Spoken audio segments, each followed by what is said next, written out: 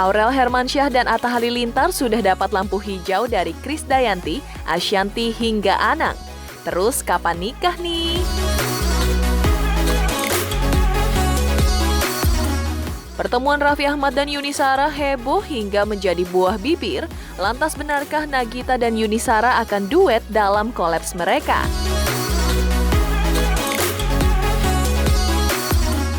Hingga curhat Baim Wong dan Paula Verhoeven yang baru saja ditinggal almarhumah Kartini Atmaja Marta untuk selama-lamanya. Eits, tapi jangan lupa nih Mantul Lovers, sebelumnya klik tombol subscribe, like dan juga share-nya biar kalian stay mantul, mantap betul.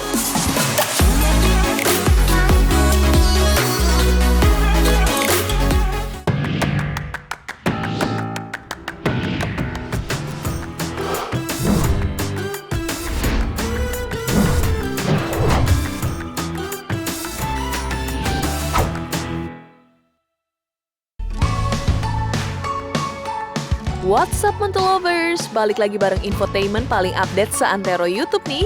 Hari ini Mantul bakal ngasih informasi seputar dunia selebriti yang dijamin buat kalian gak kudet alias kurang update.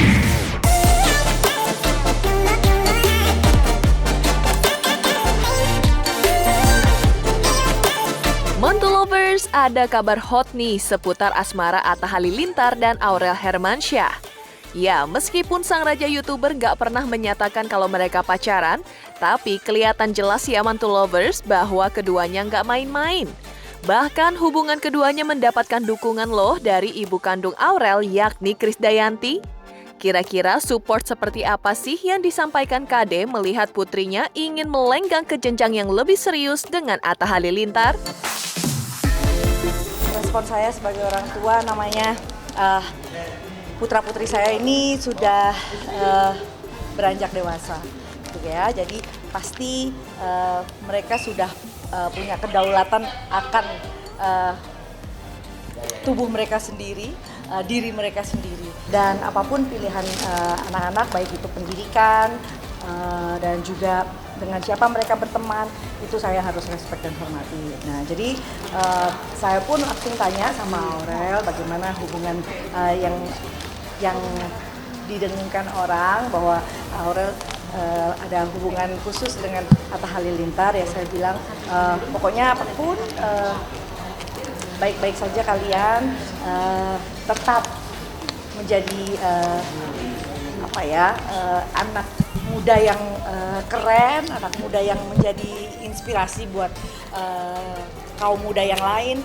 Jadi pastikan bahwa mereka ada di on the good track gitu ya. Abang selalu bilang, udah yang penting didoain aja, semoga kedepannya ada yang lebih baik. Maksudnya akan ada yang lebih lagi tapi nanti kedepannya gitu. Tahap apa? Emang lagi idol gue. Tapi gimana sih ini makin mesra aja nih? Ya doain ya guys, semoga kalau jodoh diperdekatkan, jodoh dijauhkan. Leave your heart out by the door. Here in the dark, nobody wants your love. They crave the rhythm of the night. Gak cuma dari sisi Krisdayanti, memang dukungan orang tua penting banget ya. Apalagi yang kalau jenjangnya ingin lebih serius lagi ya Mantul Lovers. Bahkan Ashanty dan Anang juga kasih lampu hijau loh tentang kabar bahwa putrinya ingin menikah muda. Kalau gini sih tinggal tancap gas aja ya Mantul Lovers. Nah lucunya secara belak-belakan Aurel jujur bahwa ia ingin menikah muda. Bukan karena kasmaran semata, tapi pihak Atta juga nggak mengenal apa itu pacaran. Jadi maunya langsung menikah nih. Jodoh itu kan di tangan Allah. Kita itu hanya bisa, kalau ditanya setuju nggak Aurel menikah muda, jujur sebagai orang tua bukannya nggak boleh, tapi ada kekhawatiran karena tidak semua orang yang menikah muda itu bisa melewati banyak proses yang menurut aku aja yang menikah di usia tidak muda aja banyak pasti kan lika-liku di dalam kita. Tapi kalau memang ternyata jodohnya udah ada gitu, memang Allah bilang ini jodohnya, ya kita mau bilang enggak pun nggak bisa ngapa-ngapain kan gitu. Aurel dan Atta itu apa kata dia udah besar. nggak ada tanggal jadian sih aku, cuman lebih ke ini aja sih, lebih jalan aja gitu. Ya, emang dari dulu emang pengen nikah muda gitu karena nggak malas pacaran lama-lama juga, ngapain atau deket lama-lama. 'Cause we go in the dark.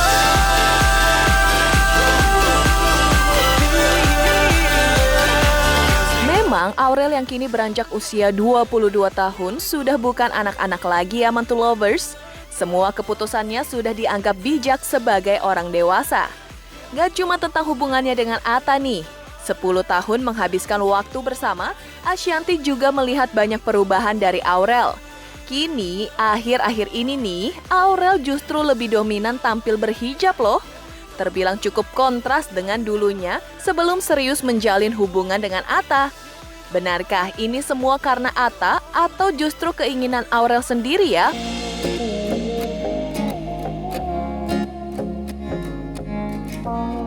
Temen-temen aku ada yang kaget, ada yang oh ya, ada yang bilang ih Rel bagus pakai hijab gitu. Iya, pangling sih, banyak banget orang yang pangling semenjak aku pakai hijab, apalagi kayak ibu-ibu, ya Allah Aurel beda banget, bagus banget lah segala macam kayak gitu. Alhamdulillah sih positif semua komennya. Ya aku selalu bilang sama kakak jangan sampai maksudnya mau melakukan sesuatu dikarenakan karena apa gitu, harus melakukan apapun itu dari dalam diri sendiri. Nah kalau Aurel udah merasa memang aku pengen gitu, aku mau pakai gitu ya nggak masalah. Berarti ya memang dia mendapat hidayah, dia mau ke satu stage yang lebih baik dalam hidupnya dia. Ya kalau aku yang pasti nggak pernah mau maksa orang pas pakai hijab atau apa, yang pasti itu harus dari hatinya ya. Jadi pakai hijabnya jangan gara-gara aku juga. Harus gimana dia pakai, misalnya dia mau pakai hijab karena dia mau dan itu dari rasa hatinya. Kan aku itu kalau apapun yang dipaksa-paksa itu nggak baik. Dia bilang bagus gitu, dan dia juga nggak, dia bukan tipikal orang yang kayak kamu pakai hijab ya gitu, enggak sih. Harus memang karena memang harus dari diri kan. Kalau memang karena orang lain, buat apa juga gitu.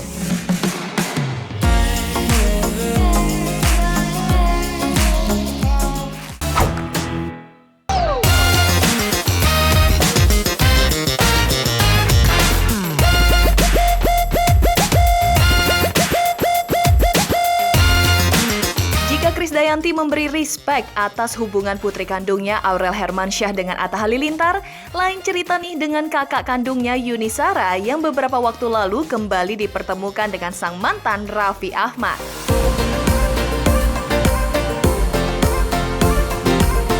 Mantul Lovers, Kamis malam 5 Maret lalu ada momen langka yang jarang.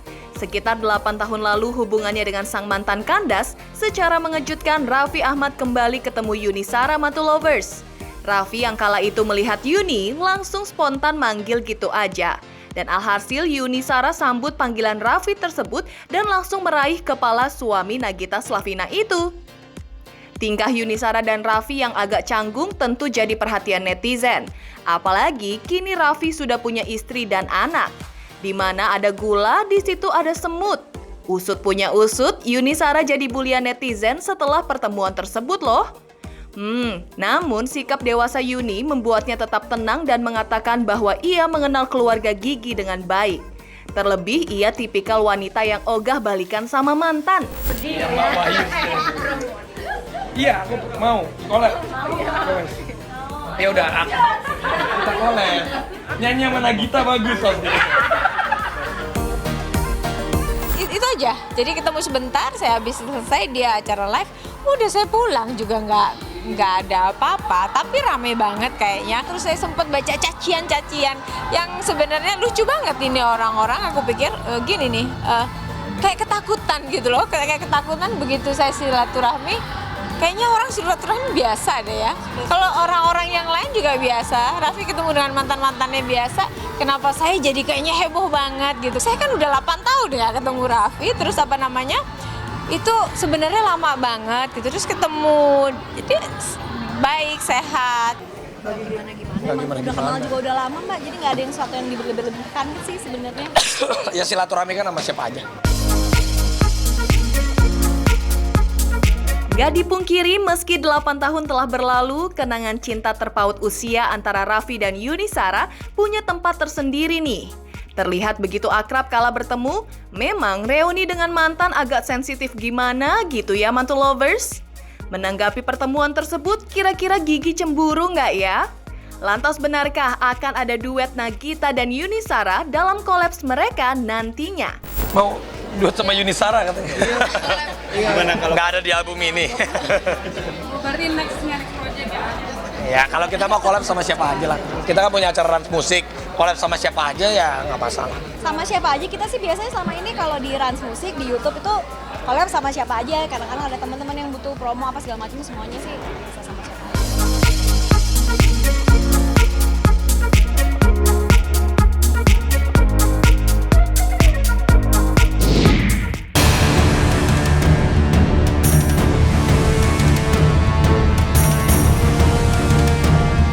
Terlepas dari pertemuan Raffi dengan sang mantan Yuni Shara nih, konflik Arya Satria Claptrod dan Karen Puru kini memasuki babak baru mantu lovers. Masih menunggu hasil otopsi putri mereka, kini giliran Arya berbalik menyerang Karen Puru loh.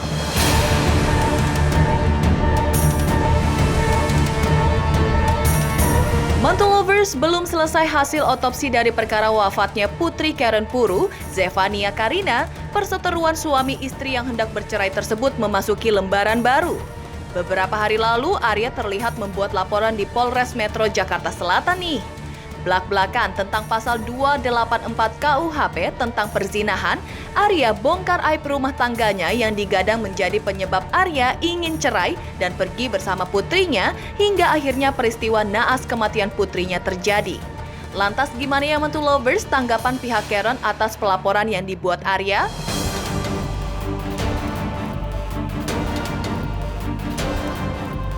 Ini saya harus ungkap mau nggak mau gitu. Dan inilah yang merupakan titik awal kejadiannya kenapa saya sama Karen harus bercerai. Sampai dengan Zefania meninggal. Kalau nggak ada ini, kalau nggak ada hal ini nih, mungkin Zefania masih hidup. Saya tidak mau menanggapi hal-hal yang seperti ini karena fokus saya hanya meninggalnya anak saya aja. Ini masih jadi misteri yang luar biasa karena tidak ada satu patah kata pun atau penjelasan apapun dari pihak mereka. Karena di situ hanya ada Arya dan saya nggak tahu ada siapa lagi di situ ya. Dan ini karena ini adalah delik temuan dari polisi. Sebetulnya hasil otopsi itu sudah ada. Tinggal tunggu reka ulangnya, rekonstruksi kejadian, baru nanti akan ada hasil. Pasal 284 ya, 284 KUHP itu tentang dugaan perzinahan.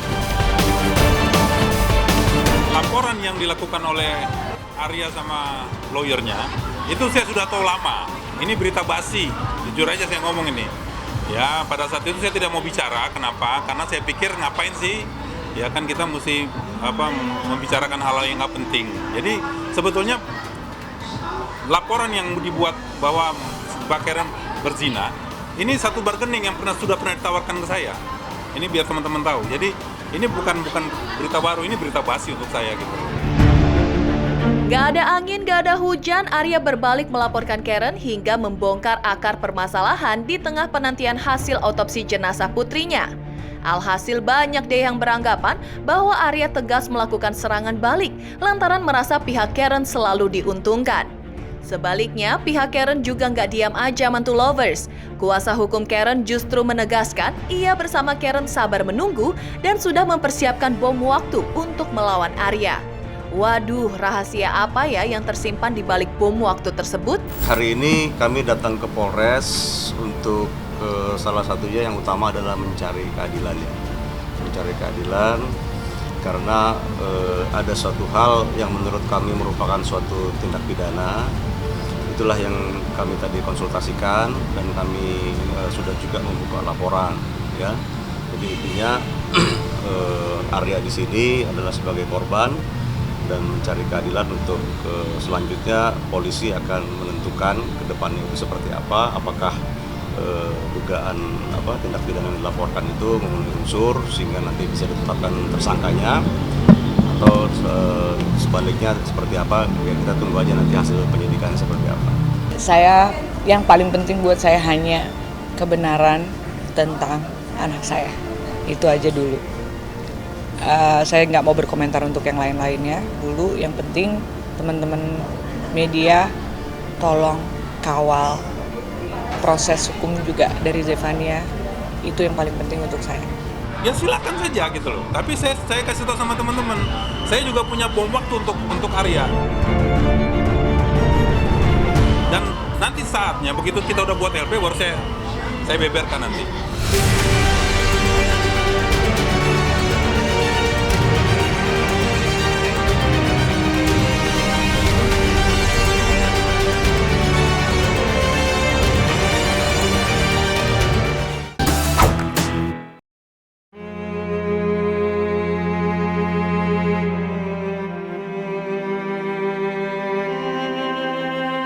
Hampir sama dengan perseteruan Arya dan Karen di tengah duka kepergian anaknya sebulan lalu, Baim Wong dan Paula Verhoeven juga tengah diliputi duka atas kepergian ibunda tercinta.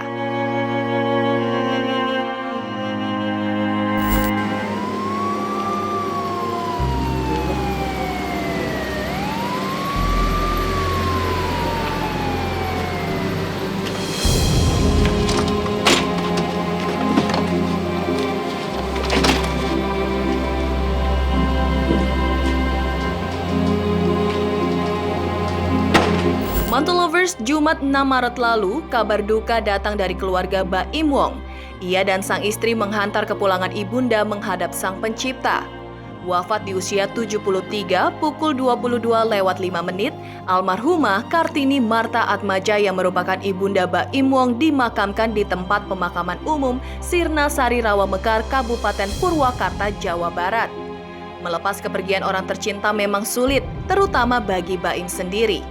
Meskipun kesedihan Baim begitu membekas, namun tak sedikit pelajaran hidup yang didapat suami Paula Verhoeven itu dari sang ibu.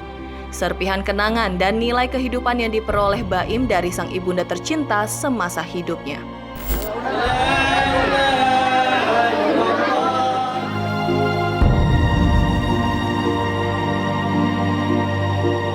Saya baru nangis tadi. Sebelumnya saya nggak pernah nangis. Karena kakak saya juga semuanya nggak nangis. Karena yang memposisikan seperti itu ya ibu saya sendiri. Dia membuat kita percaya kalau memang ada kehidupan yang lebih indah setelah ini. Pokoknya dibilang kalau saya nggak boleh melupakan saudara saya. Mungkin itu yang terakhir saya ini. Dan juga nggak tahu ya, saya juga belajar kalau emang mama itu nggak pernah melihat uang seperti punya dia, jadi dia mengajarkan hal yang bagus buat saya. Kebaikan serta punya hati yang lemah lembut yang menyejukkan hati juga dirasakan Paula Verhoeven dari almarhumah. Meskipun sedih lantaran kehilangan sosok ibu mertua yang begitu banyak mengajarkan arti kehidupan, namun Paula mengaku bersyukur lantaran almarhumah ibunda Baim sempat melihat wajah sang cucu Keanu Tiger Wong. Kesedihan dan kehilangan juga dirasakan oleh segenap keluarga besar Baim serta para sahabat selebriti yang juga mengenal sosok almarhumah. Alhasil tak sedikit para selebriti tanah air yang turut mengucapkan bela sungkawa atas duka yang melanda Baim dan Paula serta keluarga.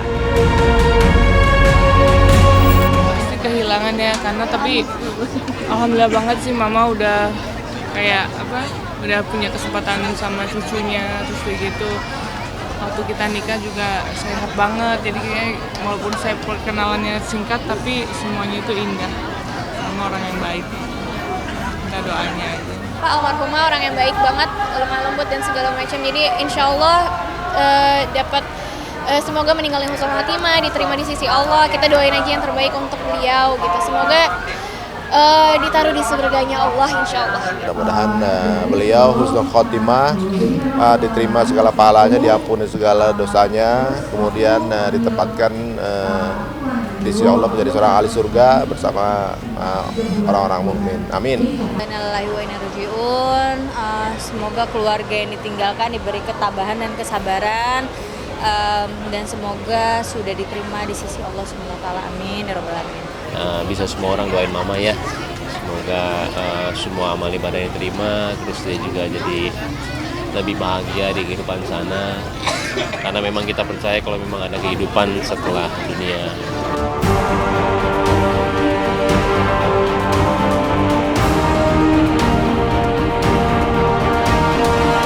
Gimana Mantul Lovers? Seru banget kan informasi seputar selebritis yang udah kita sajikan buat kalian? Semoga aja bisa kasih Mantul Lovers semua pencerahan biar nggak kudet alias kurang update. Jangan lupa pantengin terus Mantul setiap hari Senin sampai Jumat hanya di channel kesayangan kalian ini. Dan klik tombol like, subscribe, share, dan bunyiin loncengnya buat stay update ya Mantul Lovers. Mantul, mantap betul! Halo teman-teman, jangan lupa ditonton Mantul Infotainment di YouTube dan jangan lupa juga untuk di-subscribe, like, comment, share ke teman-teman kalian biar pada nonton semua.